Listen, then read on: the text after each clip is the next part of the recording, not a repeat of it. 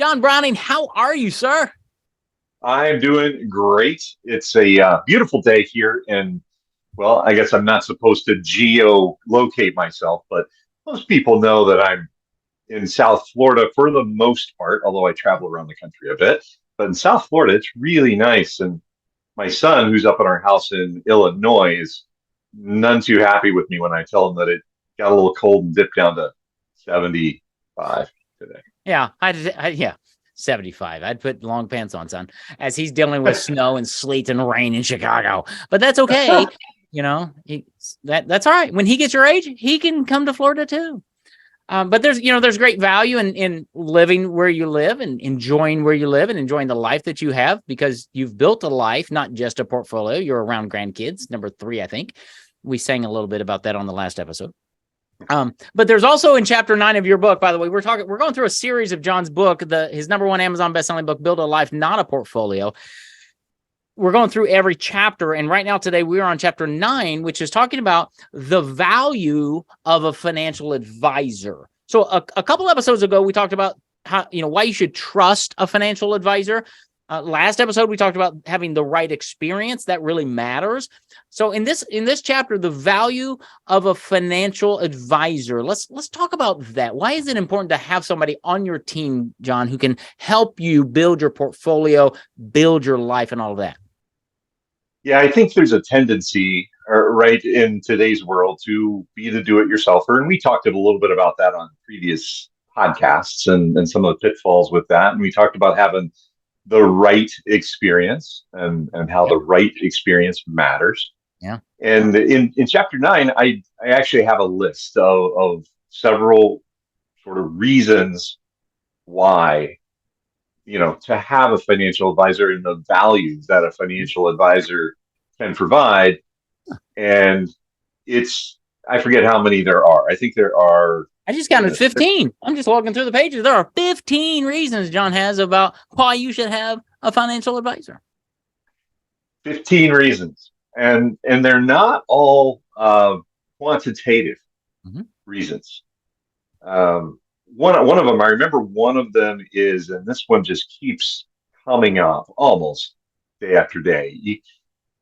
Winston Churchill, I believe, said this back in World War II when he was trying to convince his parliament to do something. He said, "I beseech you, gentlemen," I'll get this wrong, but it says something to do. "I beseech you, gentlemen, to consider but for a moment the idea that you might be wrong." Those are powerful words. Yes. Right? Yes. And wow. When we're in our space, right?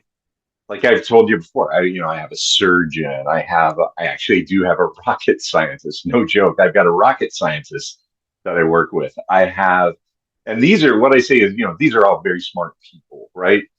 But you know what makes them smarter, or maybe not smarter, but wise, is the idea that they know what they don't know.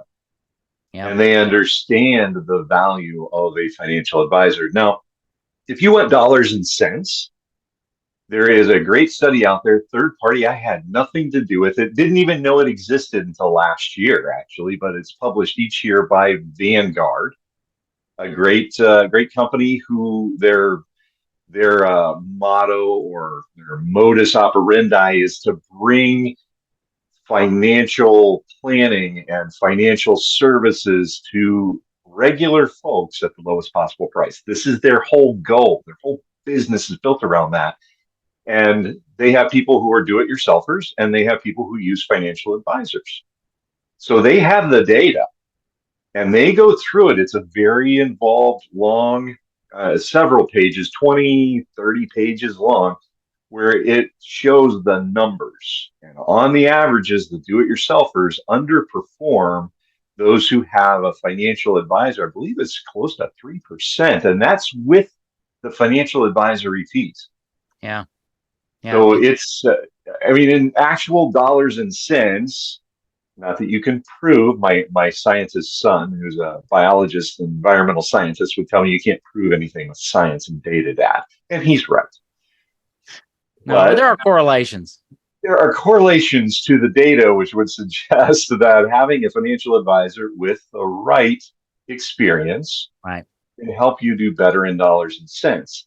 But over and above that, there's a financial piece, is what I call it, that comes from knowing that you have somebody with the right experience and knowing that you can come to that person at any time and ask them a question if you don't understand something.